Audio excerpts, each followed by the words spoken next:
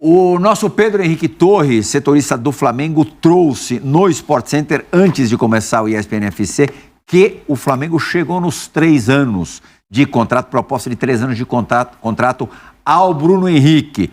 Tem atualização do Bruno Henrique do lado verde da proposta palmeirense, Pascoal? Bom, eu vou me utilizar de alguns fatos. Eu vou me utilizar de algumas pessoas que me ajudaram na apuração. O Zinho, que está de folga, me ajudou na apuração. E também o Daniel Bocato, que é o do site aqui da ESPN, que sempre está com a gente fazendo essas apurações. Eu tive contato com o pessoal do Palmeiras no início da tarde, e o contato que eu tive foi a pessoa muito animada, me surpreendeu.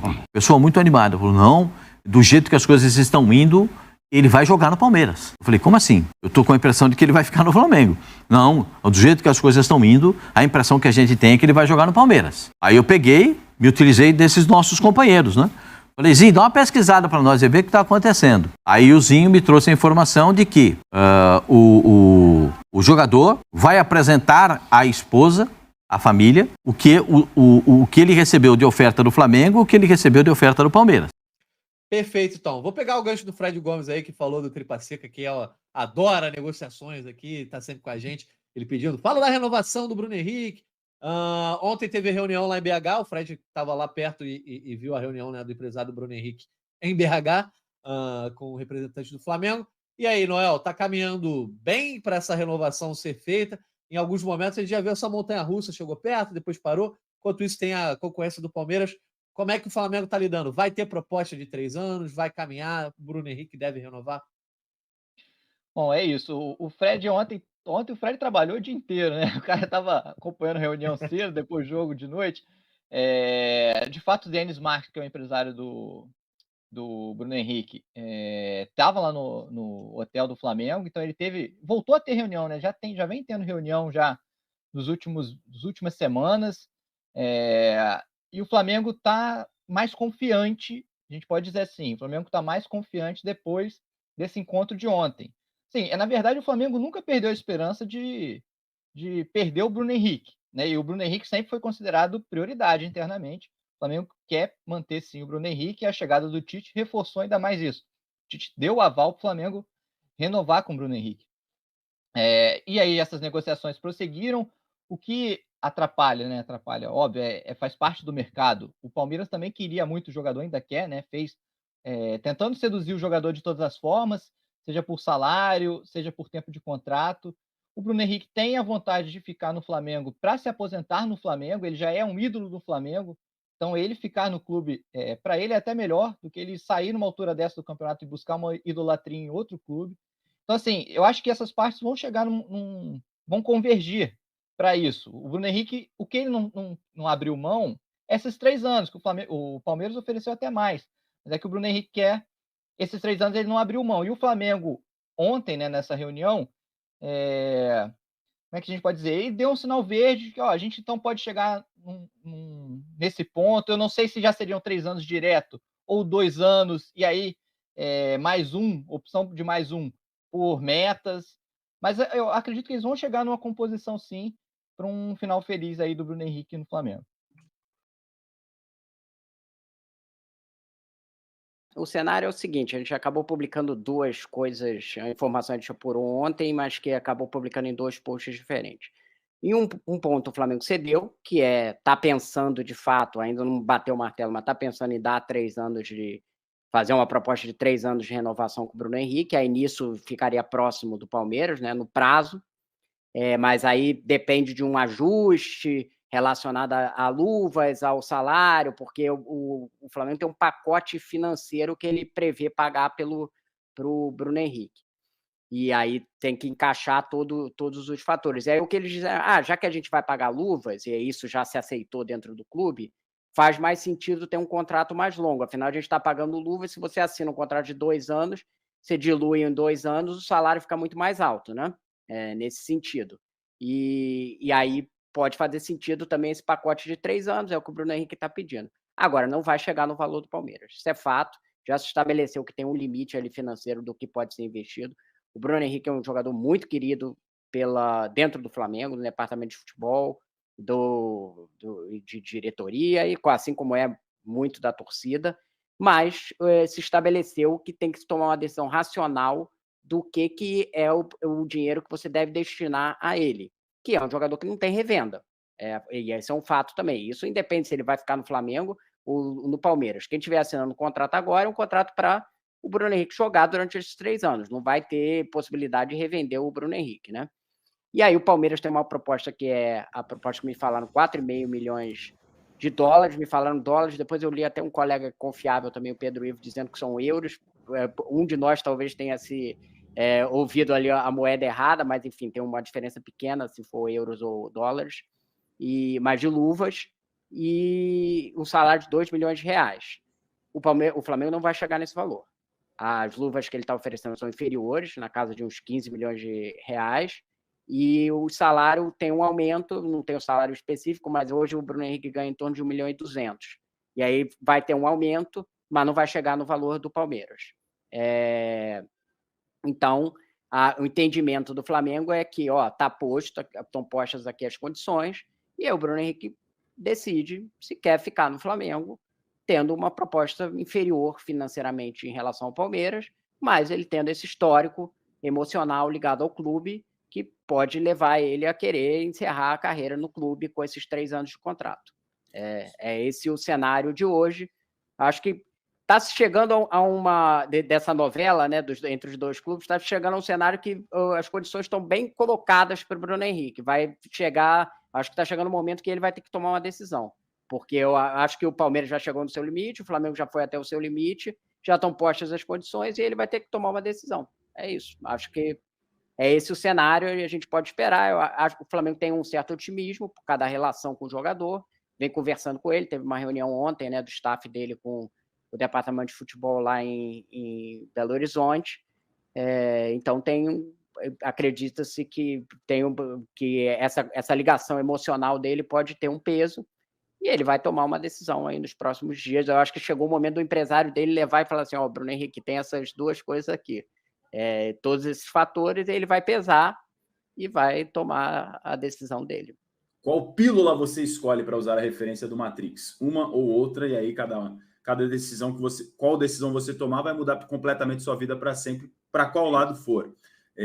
O que chama atenção são os valores bem altos, você cita, de lado a lado, seja do Palmeiras ou do Flamengo, e para arredondar, também tem a diferença no tempo de contrato, é isso? Palmeiras sinalizando com 4 e o Flamengo com 3? Essa apuração do contrato, eu inclusive botei ali na coluna que eu gosto de ser bem preciso. Estou me baseando aqui no tempo de contrato da proposta do Palmeiras, na apuração do nosso colega André Hernan, que é confiável, enfim, né, que ele publicou que primeiro são 3 anos e depois que sinalizou com 4. PVC também falou sobre isso aqui nessa semana. Exatamente. Pelo que eu entendi, nos 2 casos tem uma previsão ali de metas, né? Você completa ali, o Bruno Henrique completa o número de jogos. Ouvi também, que a exemplo do que vai fazer com o Gabigol, o Flamengo colocaria várias metas no contrato do Bruno Henrique. É isso aí, que é um jeito dos clubes amarrarem. É um procedimento comum no futebol. Os 2 devem estar amarrando de alguma forma ali algum número de jogos para prever. E sim, são valores altos para um jogador, né? Que o Bruno Henrique agora está me falhando aqui se ele já completou 33 ou se ele tem 32 e vai completar 33, mas é nessa faixa etária aí dele, ele iria até os 36, né? Jogando ou pelo Flamengo ou pelo Palmeiras, né? Então, são valores altos diante de um jogador que tem um desempenho muito bom, né? Dentro dos últimos anos do futebol brasileiro. 32, tem o Bruno Henrique. 32, mas ele tá para fazer 33, salvo engano. Ele faz agora em dezembro, é isso. É isso aí. Então, ele vai fazer esse contrato de 36, 33 até o fim, quando ele tiver 36 anos. E aí você faz o cálculo, os 2 lados devem estar calculando ali. O que eu ouvi do lado do Flamengo é que eles entendem que tem um pacote também da Leila, dessa crise que ela está passando, ela tem entrado mais forte nesses valores, inclusive superando a proposta do Flamengo financeiramente, porque ela vive uma crise de popularidade e um nome como o Bruno Henrique poderia amenizar bastante essa situação, digamos assim. Há esse entendimento dentro do Flamengo, mas que o Flamengo não pretende entrar nesse leilão que foi posto aí. Não sei se foi posto, o Palmeiras fez uma proposta, e aí ele não vai ficar subindo a proposta indefinidamente. É isso, eu acho que está posto dos dois lados. Então, deveremos ter capítulos finais dessa minissérie Bruno Henrique, Flamengo ou Palmeiras nas próximas semanas, porque novela já tá no passado, né? Agora é série ou minissérie para você curtir no streaming. Mas essa não precisa assinar para ver, não. Essa é só você vir aqui no de primeira, você vai saber os últimos capítulos de graça. Não tem que pagar nada. Mais barato que a Netflix. Exatamente, muito mais barato, porque agora tudo... Acabou aquele negócio de trocar senha, né? Passa para parente, para amigo e tal, não tem mais. Deu ruim para gente nessa aí. Ainda falando agora de Flamengo mais dentro de campo, depois na sequência a gente vai tratar da polêmica do Maracanã, que é tema também na coluna do Rodrigo Matos, sobre esse impasse da final da Libertadores. Mas antes, falando de bola e de campo, tinha uma expectativa muito grande por essa estreia do Tite no Flamengo, porque se imaginava que com um técnico do porte que ele é, um elenco à disposição que ele tem, as coisas poderiam dar certo. E começaram bem, vencendo o Cruzeiro fora de casa 2-0, Rodrigo. Assim, você vai perguntar, o Flamengo foi arrasador, atuação sensacional. Não foi, né? Mas assim, quem que achava que um técnico ia assumir, ainda que tenha uma data FIFA, ia ser um trabalho, né? E a gente conhece o Tite, de que ele começa a arrumação dos times dele por trás.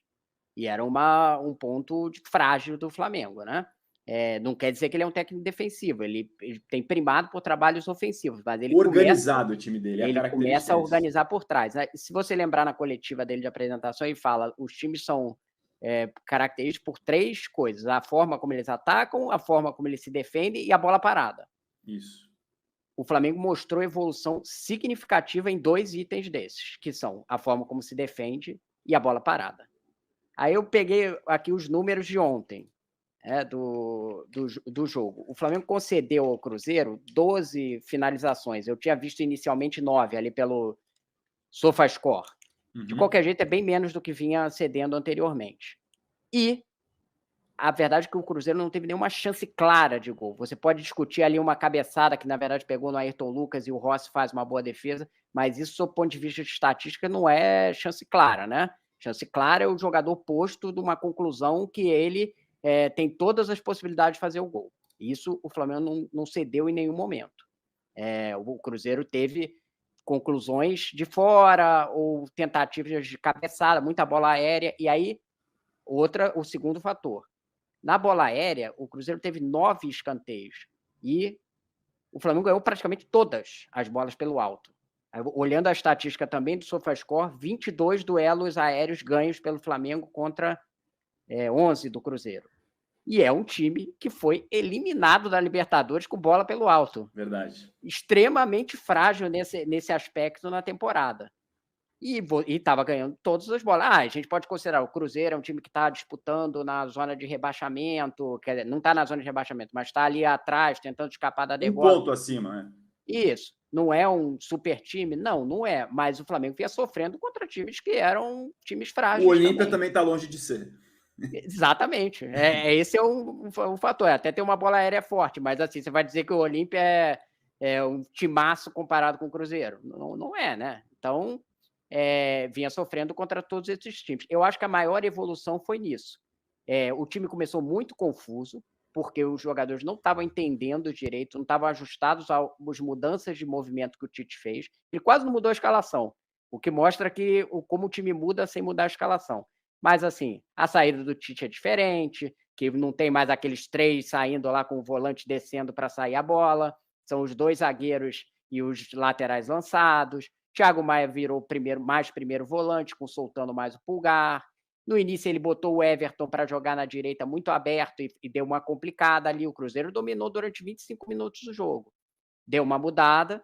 Ele ajustou e ele foi em volta do campo. Essa é uma outra diferença. Você tinha um técnico antes que ficava correndo de um lado para o outro, que nem maluco, na área técnica, de cabeça baixa, e o Tite olhou o jogo e falou assim, isso aqui não está dando certo. Você muda para cá, ele inverteu as posições do Gerson e do Everton Ribeiro. O Gerson foi para a direita e o Everton foi para a esquerda, que tinha começado do outro jeito, e ele ajustou a marcação. O Flamengo começou a roubar as bolas no meio de campo e sair e pegar a defesa do Cruzeiro mais desguarnecida. E aí tem 2 falhas dos defensores do Cruzeiro, né?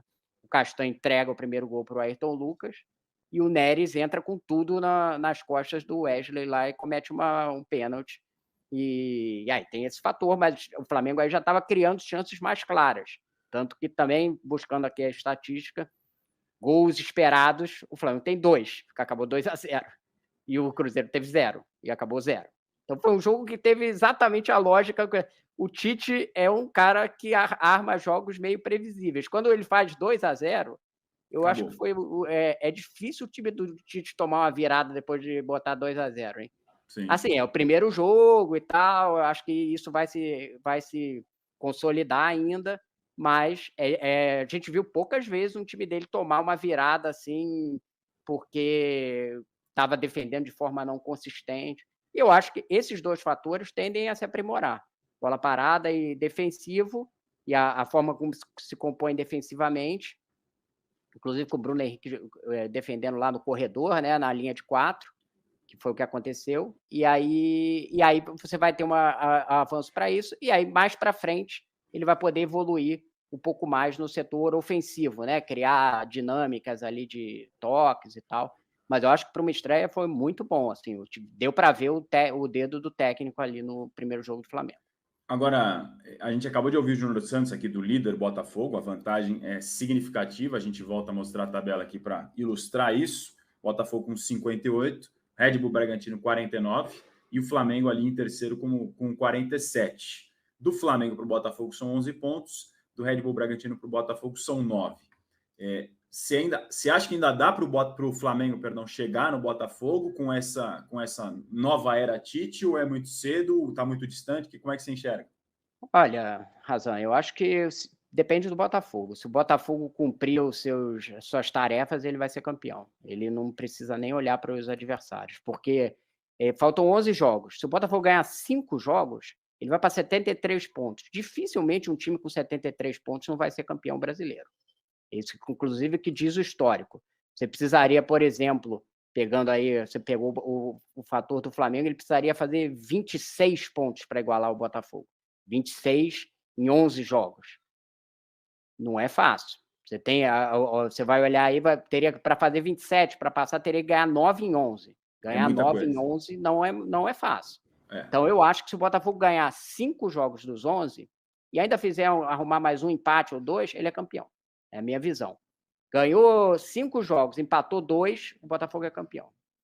Porque eu não acredito numa campanha tão grande assim do Flamengo e o Red Bull, que são os que estão mais próximos de regularidade. Pode acontecer, mas vai me surpreender. Eu acho que se o Botafogo ganhar mais 5 jogos e conseguir uns 2 empates, desses 11 aí, ele é campeão.